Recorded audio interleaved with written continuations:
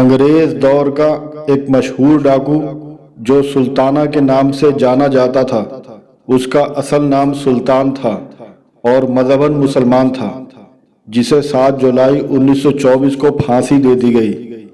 وہ صوبہ اتر پردیش انڈیا کا رہنے والا تھا۔ وہ امیروں کو لوٹتا اور غریبوں کو خرچ کرتا تھا۔ سلطانہ انگریز راج سے نفرت کرتا تھا۔ اس نے اپنے کتے کا نام رائے بہادر رکھا ہوا تھا اور اس کے گھوڑے کا نام چیتک تھا۔ سلطانہ ابتدا میں چھوٹی موٹی چوری چکاری کرتا تھا، اس لیے چوری کے الزام میں 4 سال کی سزا ہوئی۔ رہائی کے بعد سلطانہ نے اپنے گروہ کو اثر نو منظم کیا۔ اس نے نجیب آباد اور سہارنپور کے سرکردہ لوگوں سے رابطے استوار کیے اور اپنے قابل اعتماد مخبروں کا جال بچھا کر ڈاکے مارنے شروع کر دیے۔ اسے اپنے مخبروں کے ذریعے مالدار اسامیوں کی خبر ملتی۔ سلطانہ ہر ڈاکے کی منصوبہ بندی بڑی احتیاط کے ساتھ کرتا اور ہمیشہ کامیاب لوٹتا۔ اپنے زمانے کے مشہور شکاری جم کوربیٹ نے بھی اپنی کئی تحریروں میں سلطانہ کا ذکر کیا۔ سلطانہ ڈاکو بڑے نڈر طریقے سے ڈاکے ڈالتا تھا اور ہمیشہ پہلے سے لوگوں کو خبردار کر دیتا تھا کہ ماں بدولت تشریف لانے والے ہیں۔ ڈاکے کے دوران وہ خون بہانے سے حتی الامکان گریز کرتا، لیکن اگر کوئی شکار مزاحمت کرتا اور اسے یا اس کے ساتھیوں کی جان لینے کی کوشش کرتا تو وہ ان کو قتل کرنے سے دریغ نہ کرتا تھا۔ یہ بھی مشہور ہے کہ وہ اپنے مقتولین یا مخالفین کے ہاتھ کی 3 انگلیاں بھی کاٹ ڈالتا۔ امیر ساہوکاروں اور زمینداروں کے ہاتھوں ستائے ہوئے غریب عوام اس کی درازی عمر کی دعائیں مانگتے اور وہ بھی جس علاقے سے مال لوٹتا وہیں کے ضرورت مندوں میں تقسیم کروا دیتا۔ سلطانہ کی ڈکیتیوں اور داد و دہش کا یہ سلسلہ کئی سال تک جاری رہا، مگر انگریزوں کی حکومت تھی اور وہ یہ صورتحال زیادہ دیر تک برداشت نہیں کر سکتے تھے۔ پہلے تو انہوں نے ہندوستانی پولیس کے ذریعے سلطانہ کو ٹھکانے لگانے کی کوشش کی، مگر سلطانہ کے مخبروں اور غریب دیہاتیوں کی مدد کے باعث وہ اپنے ارادوں میں کامیاب نہ ہو سکے۔ بالآخر انگریزوں نے سلطانہ ڈاکو کی گرفتاری کے لیے برطانیہ سے فریڈی ینگ نامی ایک تجربہ کار انگریز پولیس افسر کو انڈیا بلانے کا فیصلہ کیا۔ فریڈی ینگ ہندوستان پہنچ کر سلطانہ کی تمام وارداتوں کا تفصیلی مطالعہ کیا اور ان واقعات کی تفصیل معلوم کی جب سلطانہ اور اس کے گروہ کے افراد پولیس کے ہاتھوں گرفتاری سے صاف بچ نکلتے تھے۔ فریڈی ینگ کو یہ نتیجہ نکالنے میں زیادہ دیر نہ لگی کہ سلطانہ کی کامیابی کا راز اس کی مخبری کا جال ہے جو محکمہ پولیس تک پھیلا ہوا ہے۔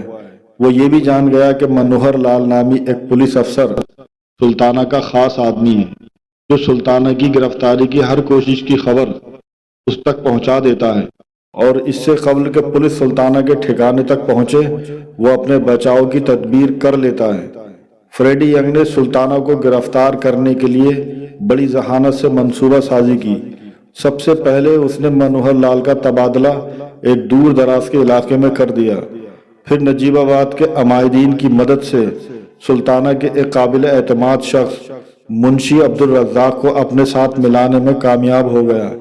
سلطانہ منشی عبدالرزاق پر حد سے زیادہ بھروسہ کرتا تھا۔ سلطانہ کی جائے پناہ نجیب آباد کے نواح میں واقع جنگل تھا جسے کجلی بند کہا جاتا تھا۔ یہ جنگل انتہائی گھنا اور درندوں سے بھرا ہوا تھا، مگر سلطانہ اس جنگل کے چپے چپے سے واقف تھا۔ اس کی کمین گاہ جنگل کے ایسے گھنے علاقے میں تھی جہاں دن کے اوقات میں بھی سورج کی روشنی نہیں پہنچتی تھی۔ سلطانہ بھیس بدلنے کا بھی ماہر تھا۔ اس کے چھریرے بدن کی وجہ سے اسے دیکھنے والا کوئی شخص بھی نہیں جان پاتا تھا کہ یہ سلطانہ ہو سکتا ہے۔ فریڈی ینگ نے منشی عبدالرزاق کی اطلاعات کی بنیاد پر سلطانہ کے گرد گھیرا تنگ کرنا شروع کیا۔ منشی عبدالرزاق ایک جانب سلطانہ سے رابطے میں تھا اور دوسری طرف اس کی نقل و حرکت کی اطلاع فریڈی ینگ تک پہنچا رہا تھا۔ ایک دن منشی سلطانہ کو ایک ایسے مقام پر لایا جہاں پولیس پہلے سے ہی چھپی ہوئی تھی۔ سلطانہ جو ہی منشی کے بچھائے ہوئے جال تک پہنچا تو سیموئیل پیرس نامی ایک انگریز افسر نے اسے اپنے ساتھیوں کی مدد سے قابو کر لیا۔ سلطانہ نے پہلے فائر کرنا چاہا मगर पुलिस उसकी राइफल छीनने में कामयाब हो गई।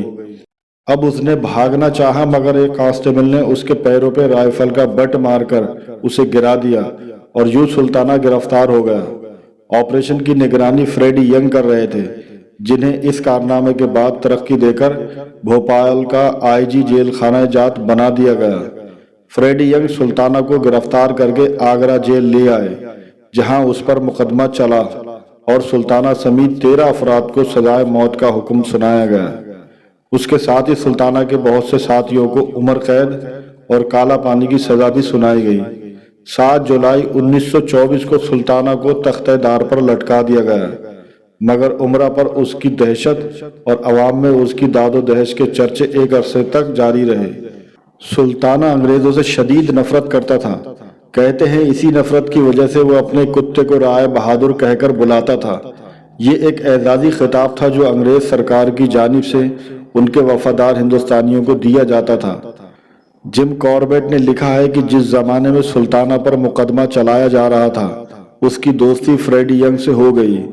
फ्रेडी यंग जो सुल्ताना की गिरफ्तारी का बाइस बना था, सुल्ताना के वाकयात से इतना मुतासिर हो गया कि उसने सुल्ताना को माफ़ी की दरख्वास्त तैयार करने में मदद दी, मगर ये दरख्वास्त मुस्तरद हो गई। सुल्ताना ने फ्रेडी यंग से दरख्वास्त की कि उसके मरने के बाद उसके 7 साला बेटे को आला तालीम दिलवाई जाए। फ्रेडी यंग ने सुल्ताना की ख्वाहिश का एहतराम किया और उसके सजाए मौत के बाद उनके बेटे को आला तालीम के हुसूल के लिए इंग्लैंड भेज दिया गया और बाद अज़ा वो इंडिया वापस आया और ICS का इम्तिहान पास करने के बाद महकमा पुलिस का आला अफसर बना, जहां से वो इंस्पेक्टर जनरल के ओहदे से सबकुदोश हुआ। सुल्ताना लोगों में कदर की निगाह से देखा जाता था।